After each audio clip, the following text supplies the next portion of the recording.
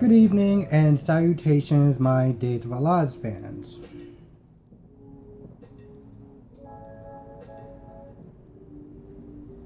So I'm just gonna come right out the back and sit there and right off the bat and sit there and say that this was not really a good episode.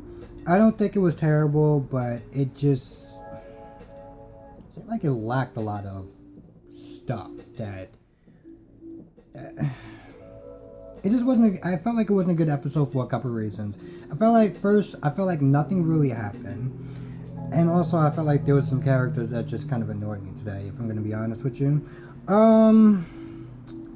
let's start with Jake. Jake didn't annoy me, but let's start with Jake. So Jake is working on a bike or whatever.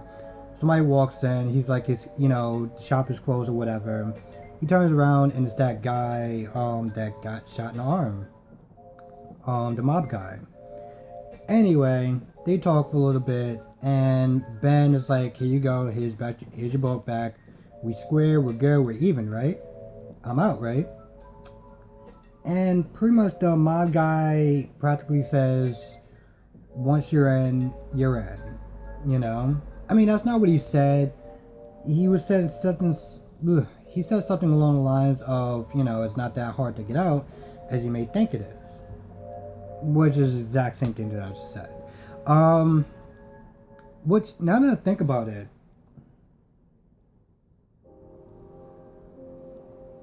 this guy really just think that he could just sit there and tell the mob, like, "Hey guys, you know what? I don't feel like playing with you anymore. So I can just go home, right? Like, I'm good, right? Like, we good?" It's not that type of, I mean, I've never been in the mob, but I can imagine it's not that type of organization that you could just sit there and just pick up your toys and go home. So I felt like that was not little. I felt like that was just naive on Jake's part. So pretty much that guy walks away. Gwen comes in, and she rushes in to make sure he's okay because he saw who walked in after. And then Gwen is like, "All right, so we can pick back up. We can pick up where we left off at, right?" Jake is like, you know what? I'm good right now. How about I just kind of just think about it for a little bit or whatever." And that's when Gwen is like, "Oh, it's not that woman. It's not that other woman that claims she's your wife, is she? Like, is it?" And Jake is like, "No, she's crazy." And so she's like, "Well, then what's standing in our way?" And Jake is like, "You know what? Listen, I don't know if it's a good idea for us to get back together. Let me just kind of just think on it for a little bit." And here's where I kind of have issue with this scene. And just follow me for a minute, because I know this is nitpicking, but just follow me for a minute. If the roles were reversed, and she practically was like, "Nah, I don't know. Let me think about it." And he kept pushing on her. We all know what that would look like. But yet, we turn a blind eye and we're just like, when it's the other way around. And it's one of those things where it's like, I don't know. It kind of irritated me a little bit. I get it, they have chemistry or whatever, they were together for a while, this, that, and third, but like, I don't know, just the scene in general was like, really? Anyway, she saddles on him, literally, and then Gabby walks in and is like, "Get your paws off my husband." Okay, Gabby. By the way, well, that scene ends. So let's go back to a little bit when Gabby woke up, where Chad was standing over her with some breakfast, talking about, "Hey, you might as well enjoy this. This is gonna be your last." First of all, dude, why the hell did you just walk in her room like who?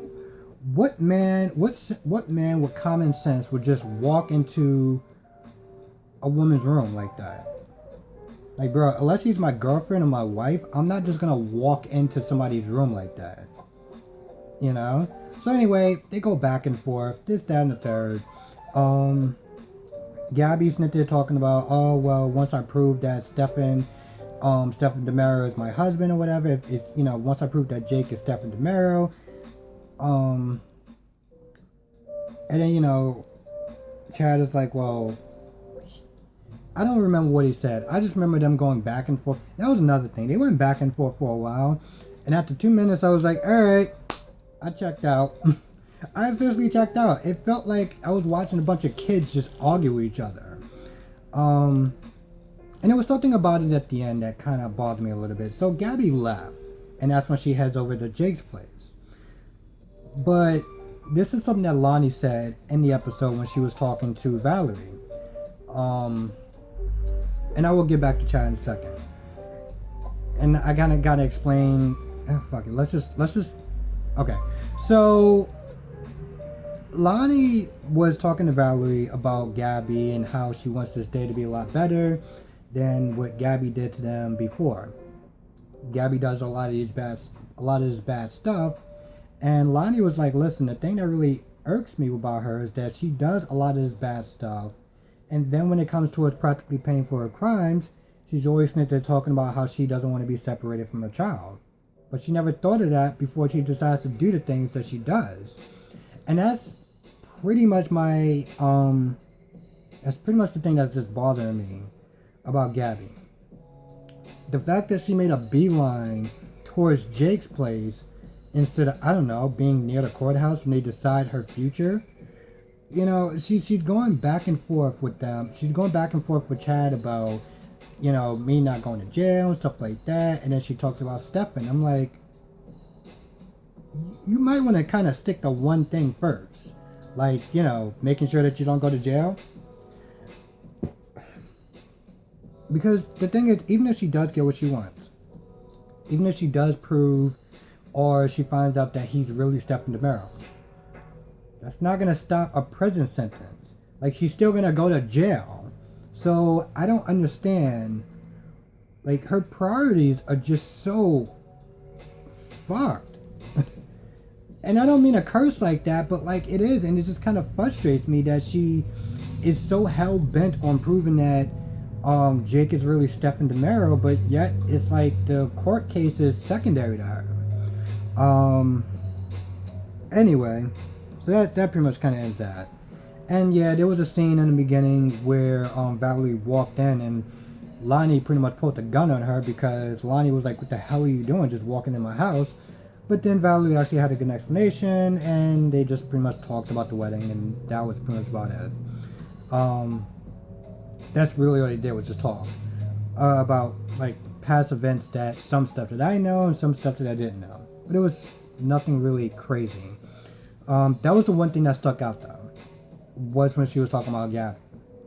And just another reason why I just do not like that character. One of the many reasons why I don't like that character. Anyway.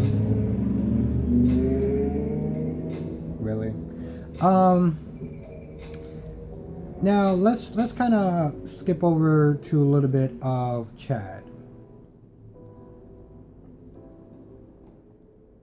And this is something that kind of like really stuck in my head from the first episode that I watched this show.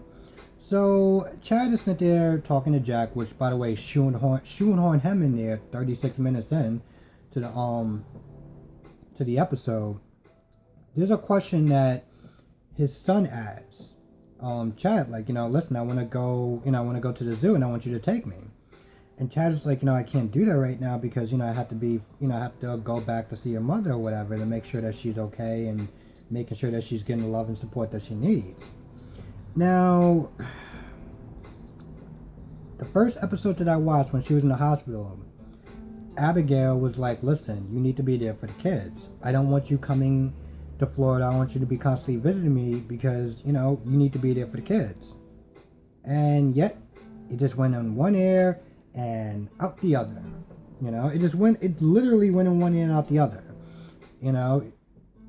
Listen, I understand that you want your wife to be okay. You want to support your wife and stuff like that, but at the end of the day, the kids come first. She's not going anywhere. You have time that you can make time to take your son to the zoo. I just, like, what are you doing? You're literally going against Abigail's wishes. I don't know. Just something about that just kind of just, like, irked me a little bit. The hell else happened? Like Rafe and Eli talked. That was pretty much about it. Nothing really transpired from there. Rafe decided not to go to the wedding because of all the terrible stuff that his sister did, and he gave Eli some cufflinks, and that was pretty much about it. I mean, there was some funny scenes about the whole the fact that Rafe was ironing for Eli because he didn't feel like ironing, or I guess he wanted to make sure that everything was perfect. I don't know why, but I just kind of thought that was funny because he was not there ironing it, and Eli walked in like, "Oh, you're doing such a good job," and Rafe was like, "You dick." So I thought that was kind of funny. Let's talk about. Now we're gonna get to a character that I'm kind of like. Let's talk about Ben, Ciara, Claire. Ben, Ciara, and Claire. So Ben is kind of just laying in the bed. Ciara's getting ready. I'm kind of just like, what are you doing? Are you like? I mean, how does he get ready? What did you just put on a shirt? And like, she's going through all this like makeup and dresses and everything like that, and the dude just puts on a shirt and just starts walking out. Like, okay. Anyway, they're sitting there talking, and Ben is like, you know what? I don't want Claire to go to your wedding, pretty much, because I think she's going to make it all about herself, and plus, I don't trust her. And Ciara's like, listen, I want to give her a second chance because we gave you a second chance. You know, I want to make this work. I want to kind of build a relationship with Claire, pretty much. And I need you to be nice and not really kind of come in with that negative energy. Can you do that for me? And Ben is like, all right, fine, whatever, sure, I'll do it. And so they get ready and they leave and they see Claire. Claire is super excited, kind of a little unnerving excited.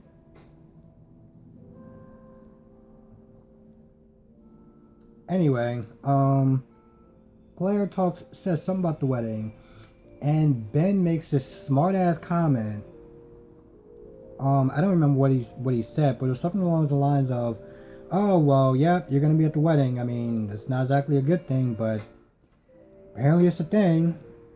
I'm like, dude, seriously? I was like, in my head, I was like, yo, so you're just not even gonna pretend to try to like make this whole thing work.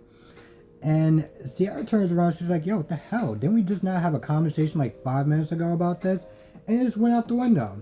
And Ben is just like, so we're just gonna just play pretend, we're just gonna make believe that, she didn't try to kill you like twice? Ciara's like, yo, are you serious?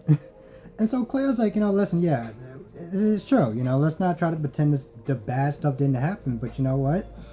Ciara is giving me a second chance, and I'm looking forward to that. We're giving each other second chances, just like everyone gave you a second chance. So at this point, I feel like Claire is just pretty much kind of defending herself and just kind of stating the obvious. Ben kind of goes into her more, and then they go back and forth. And then Ciara comes in. Ciara's like, oh, well, you guys, you guys don't know how to act right, and this, that, and the third. It's like, and like she gets upset with both of them. And I'm just sitting there thinking, what do you mean, you guys? It was pretty much your boyfriend that actually went in on her. Not 5 minutes after you told him not to. But you want to sit there and blame Claire for her defending herself with Ben? Like, are you kidding me? I don't know. I felt like the whole little prissy attitude was just like, really, Ciara? Jesus Christ. I don't know. I felt like it just, some points, it just went away with her because I felt like it was just unnecessary. Anyway, Ciara takes the phone call, and then Ben is like, okay, well, you won this round. I'm like, Ben, you won this round? What are we, 12? What the hell is wrong with you? And so they go back and forth a little bit, and then Ciara comes in, and Ciara's like, yo, is everything good? And of course, Ben just, like, puts on the phoniest fucking smile, and it's like, yep, no, we're fine, we're good. And then it's just this really uncomfortable kissing scene where she kisses him, and then they walk away, and then she walks back, and then she grabs his face and kisses him again. And I was like, okay, this scene just needs to be over. Like, it just needs to be over. And plus the scene in the beginning that just, I don't know, it's just a little, I can't even describe the way that scene in the beginning made me feel when Ben was sitting there kissing on Sierra. I felt like I was watching a movie that you know what, it just was a weird scene, and I'll just leave it at that.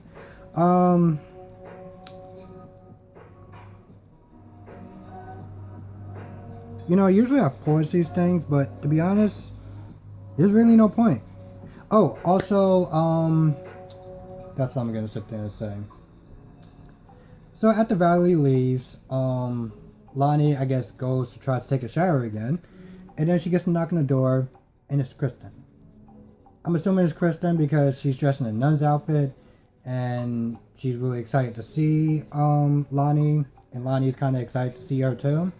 And they were talking about it earlier, so I'm assuming that that is her.